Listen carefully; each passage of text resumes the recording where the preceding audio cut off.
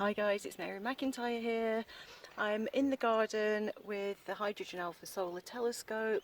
I brought this out today because a new quite large sunspot, or active region as they're known as, rotated into view yesterday.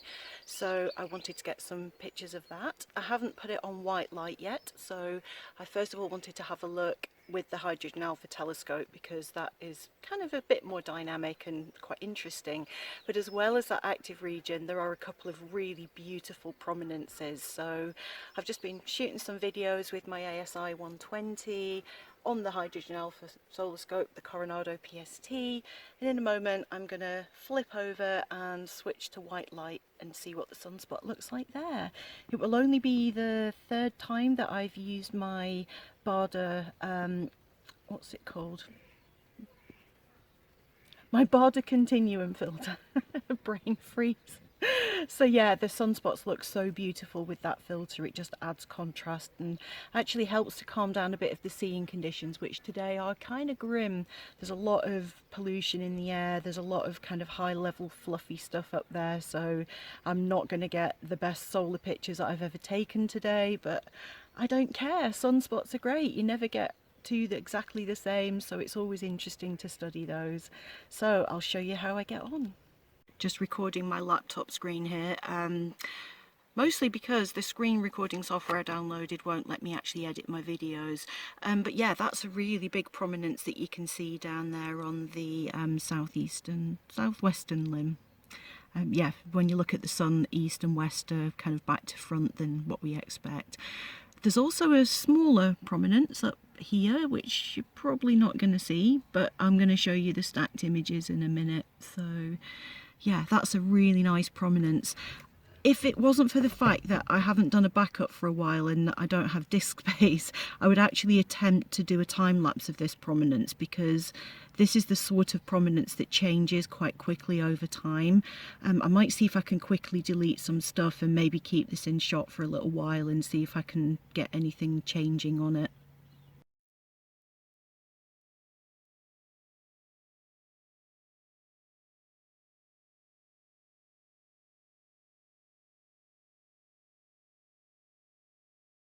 So spur of the moment, when I saw the really big prominence that was visible, I decided to do a time lapse of it. I've never done an actual time lapse of a prominence before, so every 10 minutes I shot a 1,000 frame video, did that for 90 minutes and had to stop because I'm running out of disk space. I then switched over to the William Optics with the 1000 oaks filter on, got a kind of wide field photograph of the big active region that's just rotated in, and then stuck the 3x Barlow on that, and it is a really beautiful sunspot, so hopefully the pictures will come out okay. So here's almost the whole solar disk with those active regions on show, and then I stuck a 3x Barlow in there to get in a bit closer on that one so you could have a good look at that lovely active region. I also imaged that same area in Hydrogen Alpha, so that's how those two regions compare, plus a smaller one underneath that, 12974. This is the animation that I made, and I'm using the arrows here to just point out a couple of interesting features. First of all, the way that I did this was each individual video, there was a 1000 frame video. I stacked the best 50% of them in AutoStackit. Then I processed all of the images in Lightroom, and once the images were processed, I kind of manually aligned all of them so that they more or less laid on top of each other, and then created a video using Movie Maker actually. So yeah, that's how I did that. It was a nightmare manually aligning everything, but that's because my mount wasn't behaving very well, but we've just repolar aligned that.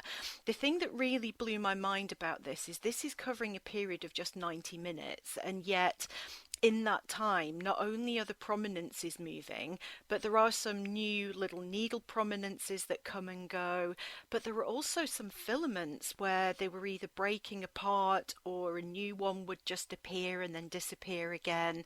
Because I've never actually time-lapsed any part of the sun in H-alpha before, I really was completely surprised to see that. I don't know why, because this part of the sun is very dynamic, but to see see entire filaments just appear and disappear again in such a short time was incredible.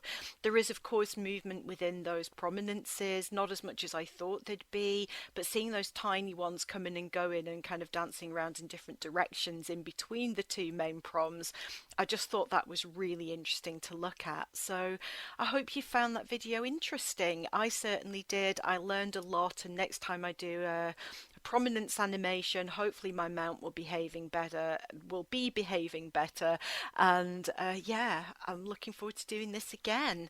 So listen to myself, make sure you do backups more regularly, and then there's always plenty of disk space to do exactly this kind of project.